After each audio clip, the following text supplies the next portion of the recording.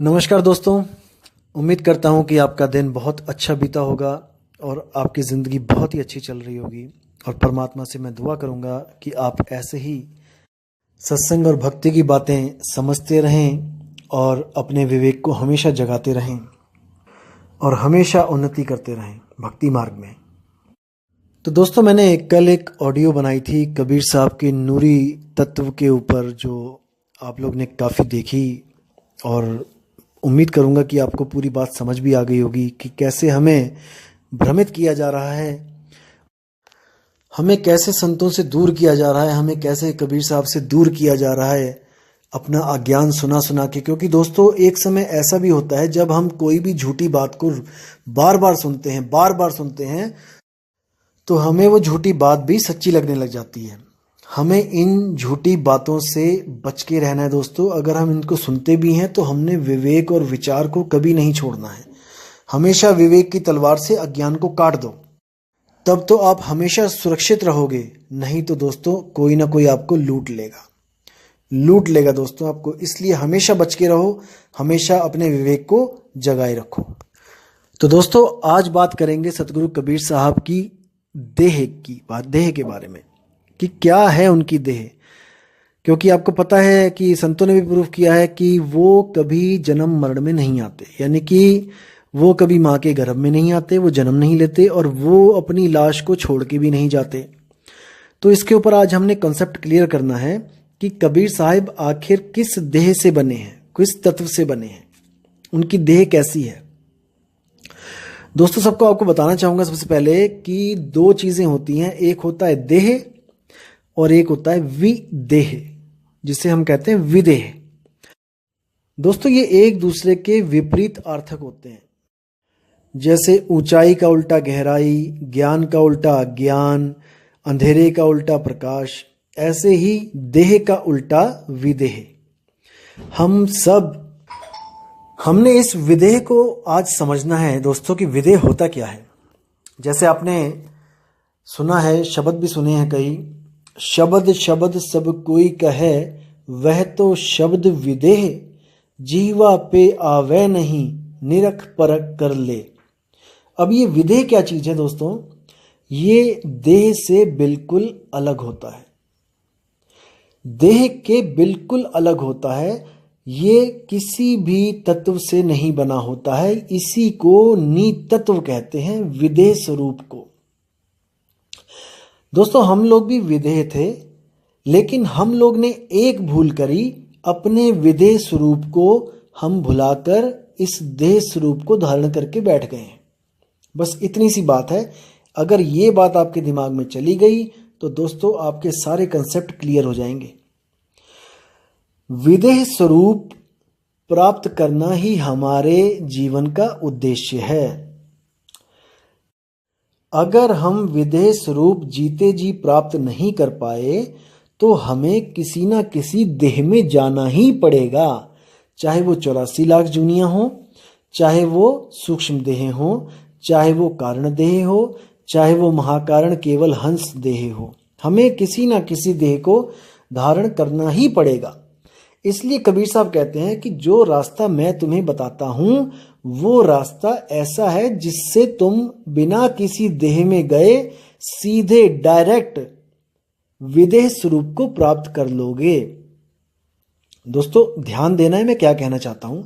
जैसे 10वीं तक जाने के लिए आपको पहली के बाद दूसरी, दूसरी के बाद तीसरी, चौथी, पांचवी, छठी, सातवीं, ऐसे करके आपको क्लासें पार करनी पड़ती हैं। एक क्लास का आधार अगली क्लास का आधार पिछली क्लास होती है। जब पिछली पार होगी तभी आप आगे जा सकते हो, अन्यथा आप उसी क्लास में हर साल आपको घूम के आना पड़ेगा। इसी प्रकार दोस्तों, जो शरीर होते हैं, शरीरों में भी जाने का आधार एक शरीर को त्याग के दूसरे शरीर में जाना होता है, तभी आप एक के बाद एक शरीर को प्राप्त कर सकते हो, सूक्ष्म से सूक्ष्म शरीरों को प्राप्त कर सकते हो। जैसे सबसे जो स्थूल शरीर है, ये सबसे बड़ा शरीर है जो आप देख सकते हो अपनी आंखों से। उसके बाद जो सूक्ष्म शरीर होता है उसमें आप चले जाते हो, इसको छोड़कर उसमें चले जाते हो। सूक्ष्म के बाद आप कारण शरीर में आपकी सुरती चली जाती है। उसके बाद कारण शरीर से आप महाकारण, फिर केवल, फिर हंस, फिर आगे से आगे जितनी भी देह होती हैं आप एक देह को छोड़ के दूसरी देह में चले जाते हो, लेकिन भक्ति मार्ग में आपका आधार इन देहों को पार करने का ही होता है। यानी एक को छोड़ोगे तब दूसरी में जाओगे, तब तीसरी में जाओगे, तब चौथी में जाओगे। आप पहली से सीधे चौथी में नहीं जा सकते। ये प्रकृति का नियम ही ऐसा बनाया हुआ है कि आप बिना आधार के आप अगले शरीर को नहीं प्राप्त कर सकते। आपको पिछला क्रॉस करना ही पड़ेगा, तब आप आगे जाओगे। जैसे आप कन्याकुमारी से अगर आप कश्मीर जाना चाहते हो तो आपको एक एक शहर, जैसे कार से जाओगे तो एक एक शहर आपको जैसे ही छोड़ोगे उसकी बॉर्डर से पार करोगे तभी अगला शहर आएगा। तो ऐसे ही एक एक शहर करते करते करते आप कार से, आप कश्मीर से कन्याकुमारी या कन्याकुमारी से कश्मीर पहुंच जाओगे। आप ऐसा नहीं हो सकता कि आप एक शहर छोड़ के उस एक पूरा स्टेट छोड़ के आप आगे सीधे किसी दूसरे स्टेट से स्टार्ट कर दो, ऐसा नहीं होगा। बाय रोड जाओगे तो आपको हर गांव हर शहर क्रॉस करना ही पड़ेगा। और हर भक्ति मार्ग इसी पे आधारित है। आपको किसी भी गुरु के पास जाओगे आपको ये करना ही पड़ेगा। स्थूल से सूक्ष्म, सूक्ष्म से कारण, कारण से महाकारण, केवल हंस, आपको ऐसे ही जाना पड़ेगा। लेकिन केवल कबीर साहब का एक ऐसा मार्ग है जिसको कहते हैं विहंगम योग। कबीर साहब अपनी वाणियों में भी बताते हैं कि शब्द विहंगम चाल हमारी, कहें कबीर सतगुर दई तारी, खुले कपाट शब्द झनकारी, पिंडी अंड के पार सो देश हमारा है, कर नैनो दीदार महल में प्यारा है। ये चेतावनी वाणी है दोस्तों। ये चेतावनी दे रहे हैं कि तुम इन शरीरों से गुजर के मत जाना, नहीं तो आगे सतलोक, अलखलोक, अगामी लोक, अकैलोक, इसमें फंस जाओगे आप। क्यों? क्योंकि आदि माया कीनी चतुराई, झूठी बाजी पिंड दिखाई, अवगति रचना रची अंडमाही, ताका प्रतिबिंब डाला है। ये जो माया है इसने प्रतिबिंब यानी कि परछाई, एक तरह से जैसे शीशे में हमें अपना प्रतिबिंब दिखाई देता है, शीशे के अंदर होता कोई नहीं है, आप ही को आप ही का प्रकाश दिखाई दे रहा है, आपको अपनी ही शक्ल दिखाई दे रही है। इस तरह माया ने भी एक प्रतिबिंब लगा रखा है वहां पर, जिसके पास आप जितना आगे से आगे जाते रहते हो प्रकाश उतना ही बढ़ता रहता है। जैसे दोस्तों आप अंधेरे में जा रहे हो और बहुत दूर आपको एक प्रकाश का बल्ब दिखाई दिया 100 वाट का, आपको दिख रहा है बल्ब, लेकिन आप तक उसकी रोशनी नहीं पहुंच रही है। लेकिन आप धीरे धीरे धीरे उसके पास जाने लगोगे तो धीरे धीरे उस बल्ब का प्रकाश बढ़ने लगेगा, और जैसे ही उस बल्ब के 1 फुट दूर तक जाओगे वहां पर अनंत प्रकाश होगा। यानी अंधेरे के मुकाबले में इतना प्रकाश होगा कि आपकी आंखें भी नहीं खुलेंगी, क्योंकि आप अंधेरे से एकदम रोशनी में आए हो। तो दोस्तों इसी प्रकार से माया ने एक ऐसा जाल बुन रखा है कि वहां से कोई बच के नहीं निकल सकता। इसलिए कबीर साहब ने वहां पे अपनी चाल ही बदल दी है। कबीर साहब ने बाकी चालों को मना कर दिया, मकड़ी की चाल, चींटी की चाल, मछली की चाल को मना कर दिया कि इन चालों से आपका कल्याण नहीं होगा। जो मैं आपको चाल दूंगा वो है विहंगम चाल। विहंगम चाल का मतलब ये नहीं कि कोई अज्ञानी आपको बताता है कि ये हमने नहीं बनना पक्षी, हमने क्यों उड़ जाना है यहां से वहां। नहीं दोस्तों, ये चाल है, ये सूरत की चाल है। अगर इस शरीर को त्यागना चाहते हो सही तरीके से कि दोबारा इन शरीरों में वापस ना आना पड़े, तो दोस्तों आपको विहंगम चाल के अलावा और कोई चाल नहीं बचा सकती। इसको ध्यान से दिमाग में इसको समझ के डाल लो अच्छी तरह, निकले ना ये गलती से भी। विहंगम चाल के अलावा आप नहीं बच सकते। जैसे इस पूरी धरती पर आग लग जाए, ये नष्ट हो जाए, तो दोस्तों केवल और केवल वही बच पाएगा जो आसमान में उड़ सकता है। नहीं तो हाथी से लेके वेल मच्छी तक, चींटी से लेके इंसान तक कोई नहीं बचेगा। केवल वही बच सकता है जो पक्षी की तरह उड़ना जानता है, क्योंकि पक्षी का आकाश घर है, पक्षी आकाश में भी रह सकता है। इसी प्रकार जो सूरत का असली घर है उसको हम शब्द बोलते हैं। अपने घर को छोड़कर वो इस 3 लोक के घर में जब आई, इसके बाद वो वापस नहीं जा पाई। इसीलिए ये 3 लोक ही बंधन का कारण है। शब्द से सूरत का अलग होना ही बंधन का कारण है। जब सूरत वापस अपने शब्द में लग जाएगी, उसके बाद वहां से उसको कोई नहीं हटा सकता। अब कुछ लोगों के मन में संशय आएगा कि अगर वो वहां जा रही है, सूरत शब्द को में समा रही है या वहां पर अगर जुड़ रही है, तो वो कल को उससे अलग भी हो सकती है। ये भी आपके दिमाग में सवाल आएगा। दोस्तों ऐसा नहीं है। ये जो सूरत है ये बहुत सयानी है। कैसे? जैसे आपको कभी किसी कूलर या फ्रिज से करंट लग जाए और बहुत भयानक करंट लगे और आप उछल के गिर के उधर दूसरी साइड पड़ो, तो दोस्तों याद रखना अगली बार आप बच बच के निकलोगे वहां से। ये गुण है सूरत का। अगर सूरत को पता लग जाए कि मैं यहां फंसी हुई थी और इतने जन्मों से मैं फंसी हुई हूं, दोस्तों गलती से भी दोबारा इधर को मुंह नहीं करेगी। दूध का जला छाछ भी फूक फूक के पीता है, इसको ध्यान रखना दोस्तों।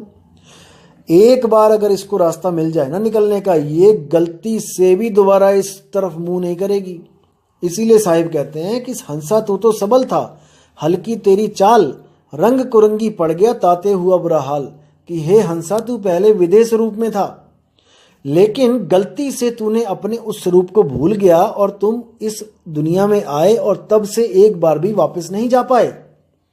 अगर तुम वहां पे अपने विदेश रूप को दोबारा प्राप्त कर लो तो तुम्हें इस देह की कोई जरूरत नहीं पड़ेगी। यह है सतगुरु कबीर साहब के विदेश रूप का ज्ञान। और सतगुरु कबीर साहब स्वयं विदेश रूप हैं, वो किसी तत्व से नहीं बने होते हैं। जब धर्मदास जी ने उनसे पूछा कि महाराज आप भोजन कर लो, आप सत्संग कर रहे हो इतनी देर से, भोजन प्रसादी कर लो, समय हो गया है, तो उस कबीर साहब ने क्या बोला कि हे धर्मदास, मैं ये वाला भोजन नहीं करता हूँ, मेरा भोजन कुछ और है।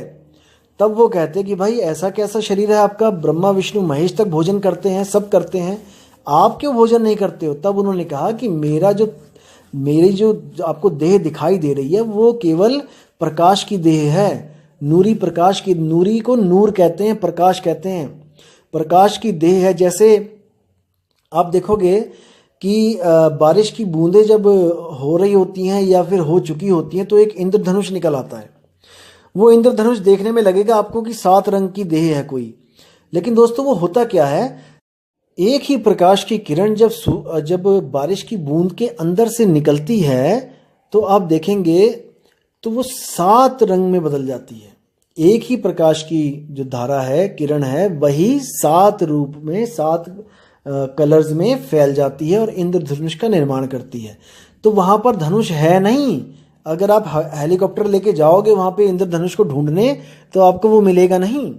वो प्रकाश के द्वारा ही प्रकट हुआ है और प्रकाश के द्वारा ही वो गुप्त कर दिया जाएगा। इसी तरह धर्मदास जी को उन्होंने बोला कि मेरी ये देह नहीं है, ये प्रकाश की देह है, नूरी देह है, लेकिन केवल तुम्हें दिख रही है, ये है नहीं असल में। तब उन्होंने कहा कि फिर आप क्या हो, आपका अस्तित्व क्या है? तो उन्होंने कहा मैं विदेही हूं।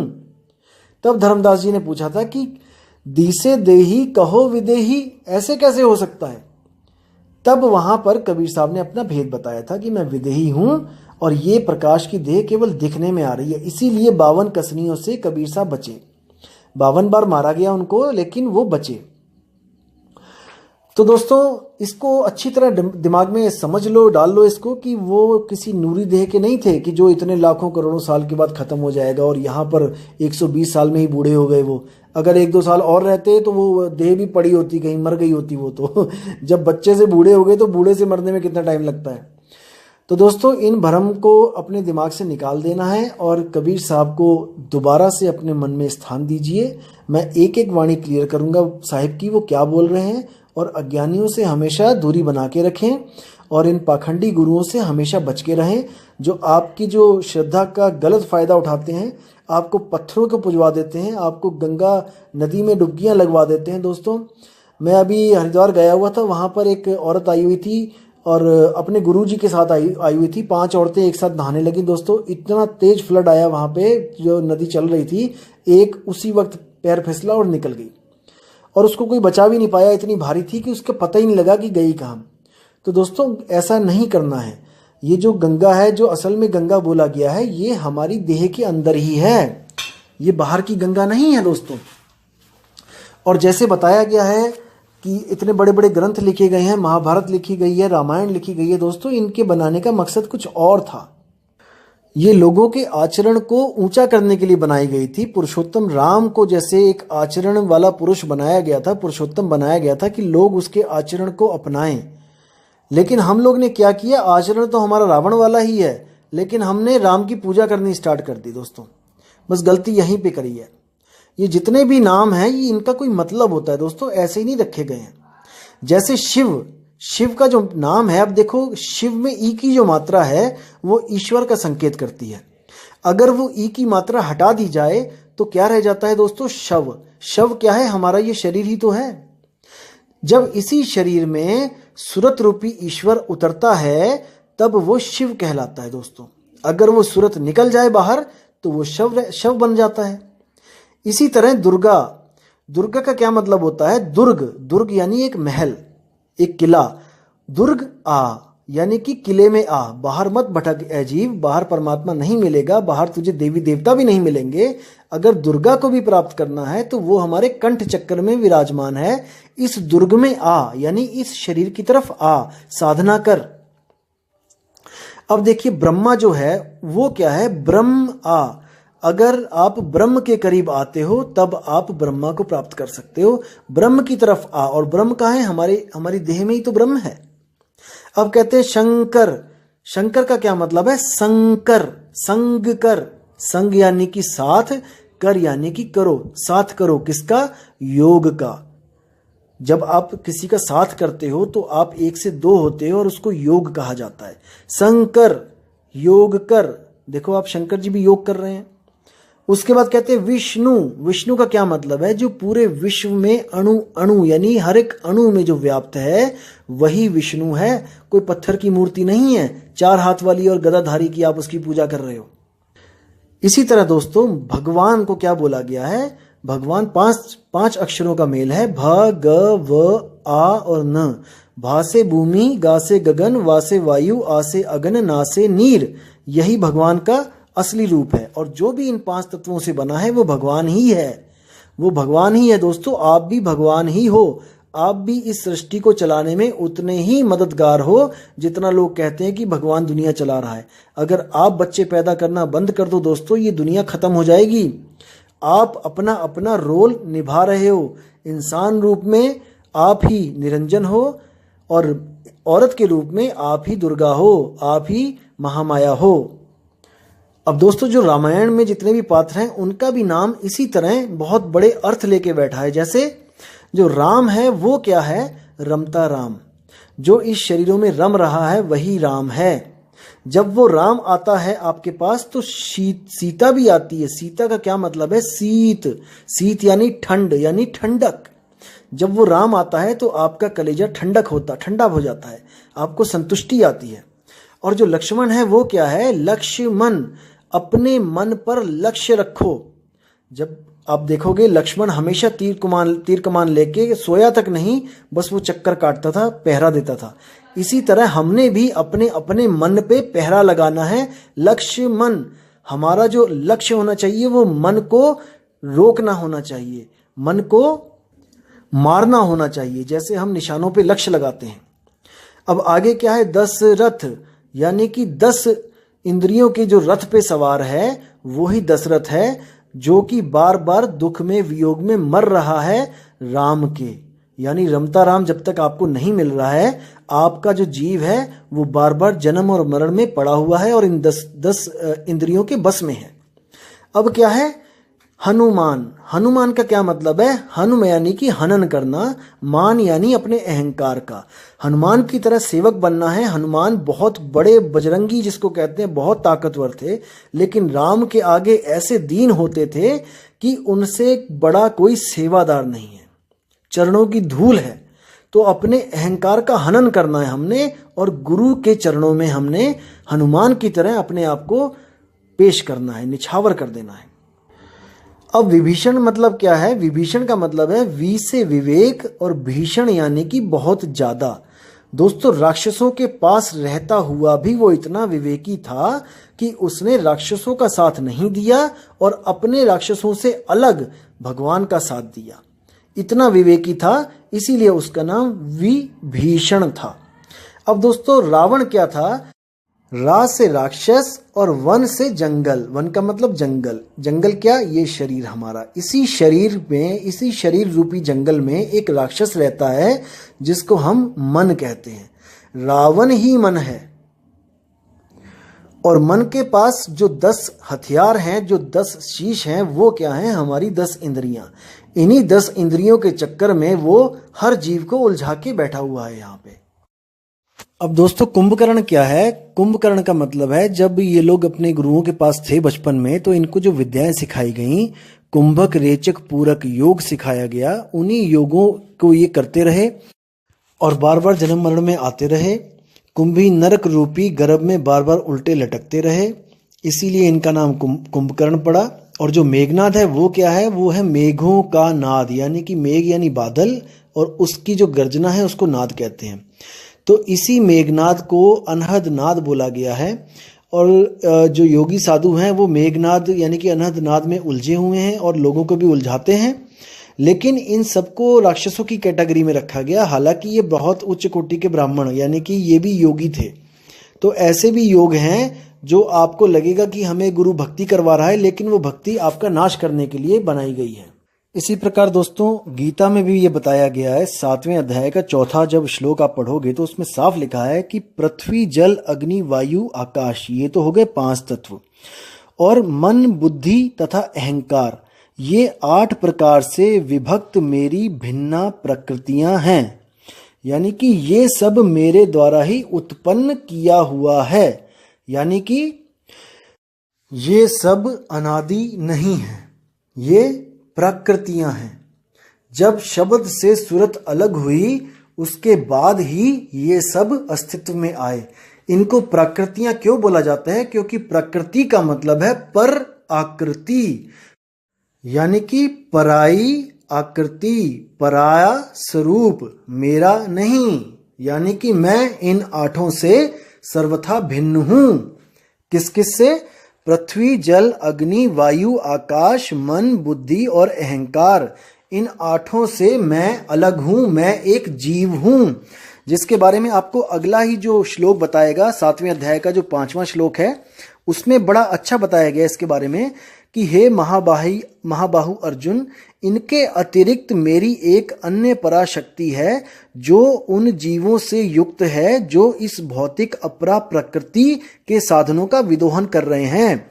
यानी कि उन जीवों के बारे में बताया जा रहा है जिसको हम अविनाशी जीव कहते हैं। जीव का मतलब होता है जो सदा सदा जीवित रहे, उसको जीव बोला जाता है, जो सर्वथा मन बुद्धि अहंकार और 5 तत्वों से न्यारा है। उसी जीव के कारण ये मन चल रहा है।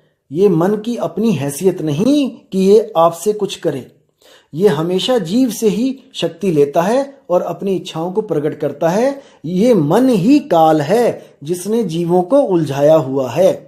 जब तक आप जीव और मन को अलग अलग नहीं कर पाओगे, जब तक आपकी मुक्ति संभव नहीं है, क्योंकि आपने अपनी आकृति को, अपने स्वरूप को भूल के पर आकृति को ग्रहण कर लिया है।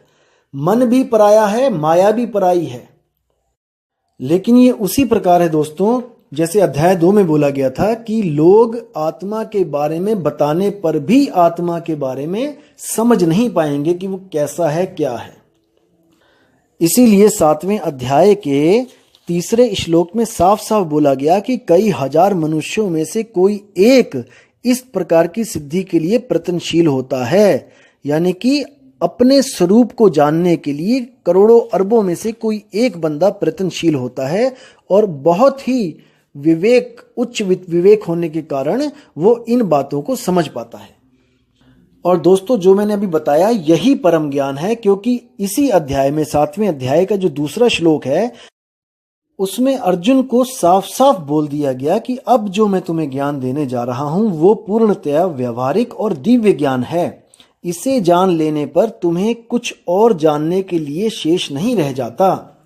तो दोस्तों यही मैं बोलना चाहता हूं कि अगर आपने इन 8 प्रकृतियों से यानी पर आकृतियों से, पर स्वरूप से अपना पीछा छुड़वा लिया और अपने निज स्वरूप को प्राप्त कर लिया, इसके अलावा और इस दुनिया में कोई भी ज्ञान शेष नहीं रह जाता।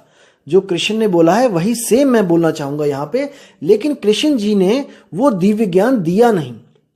जो विधियां बताई हैं वो योग से रिलेटेड बताई हैं, इस शारीरिक योग के रिलेटेड बताई हैं, शरीर को कष्ट देने की विधियां बताई हैं। तो दोस्तों इसीलिए हमें एक परम गुरु की जरूरत पड़ती है। जैसे गीता में भी बोला गया है, हे अर्जुन तुम इस दिव्य ज्ञान को प्राप्त करने के लिए ऐसे गुरु के पास जाओ जिसने अपने स्वरूप को प्राप्त कर लिया हो, जो स्वरूप सिद्ध गुरु हो। अध्याय 4 और श्लोक 34वां इसी गुरु की तरफ इशारा करता है। दोस्तों आप गीता उठाइए और देखिए, उसमें साफ लिखा है।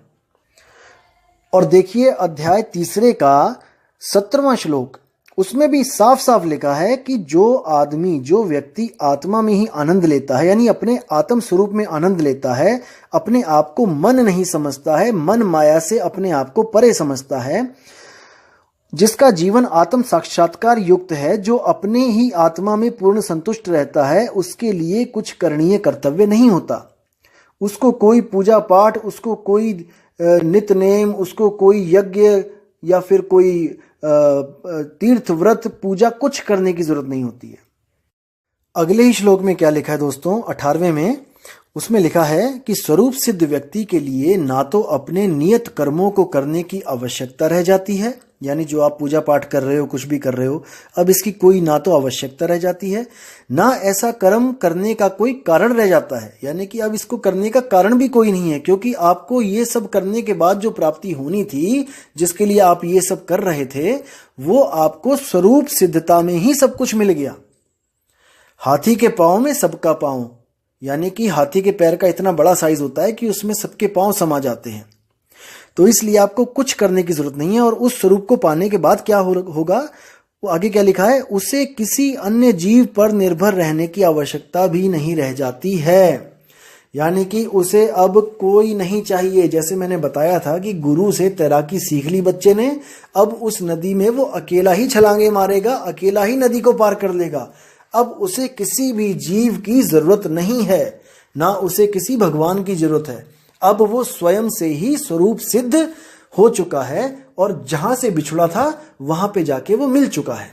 अब उसे किसी की जरूरत नहीं है।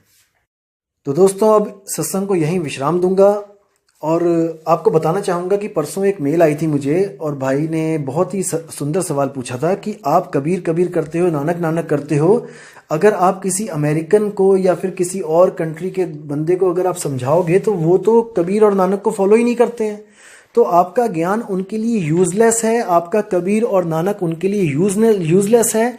तो मैं अगली ऑडियो बनाऊंगा उस स्पेशल भाई के लिए और इससे आप लोग के भी कई सवालों के जवाब आपको मिलेंगे कि हम अगर बाहर के किसी देश वालों को समझाएंगे तो हम कैसे समझाएंगे, हम कैसे उनको विश्वास दिलाएंगे कि आप जीसस को छोड़ के कबीर को अपना लो।